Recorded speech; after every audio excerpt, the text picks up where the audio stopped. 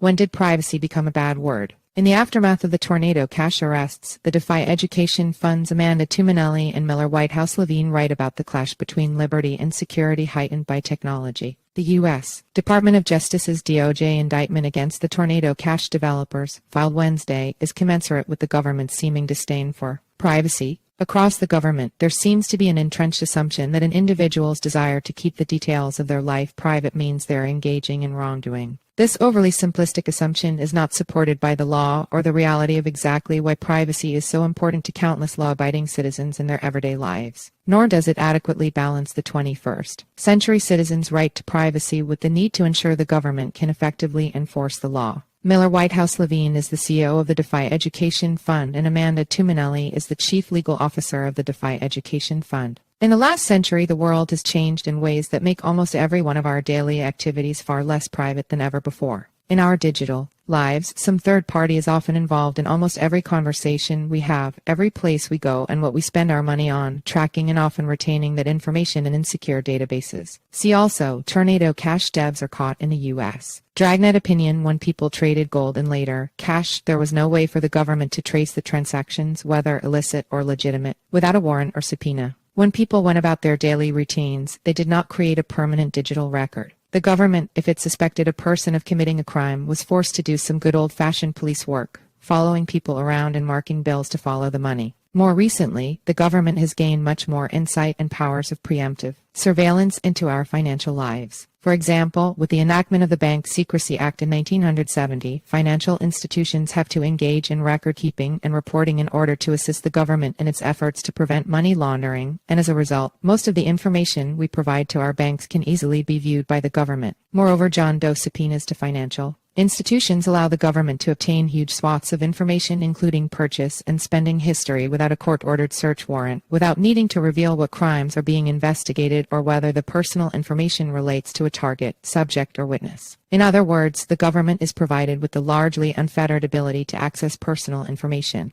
And, strikingly, banks and financial institutions are forbidden from telling their clients if their information has been handed over. "What do you have to hide if you're not doing anything wrong?" is too often used as a rhetorical cudgel against basic privacy rights. In fact, there are perfectly valid reasons a person may want to keep their financial lives and communications private. A person may want to give to a political cause or religious entity without fear that they will be persecuted for their views. They may want to purchase items without anyone knowing to protect secrets or out of embarrassment or any other reason. They may want to speak freely to their friends without fear their words may be later taken out of context by a government official. In a country as free as the U.S., it is easy to forget that our beliefs, associations, and lifestyles may come in conflict with an ever-changing political landscape. This is why our Constitution prescribes the ability of the government to access otherwise private information unless there is a legitimate government interest or compelling need to intrude on Fourth Amendment rights. The privacy debate is decades old. There will always be an inherent tension in balancing the individual's right to privacy with the government's legitimate need to cabin privacy rights in certain circumstances to prevent crime or serve an important government interest. What seems to have been lost along the way is a mutual respect and benefit of the doubt between the government and citizens. See also, privacy mixer Tornado Cash is an entity, judge, says the rule of law and exercise of legitimate government authority demands we continue to grapple with the appropriate balance between liberty and security. New technologies like encrypted electronic communications or apps that enable anonymous payments complicate the matter. New technologies call for new rules, which in turn requires engagement with as well as curiosity and education about the technology's pitfalls and benefits. Regardless of what you think about the merits of a particular case or allegation, we should question any time there is wholesale disapproval of new technology simply because it affirms an individual's well-established right to privacy.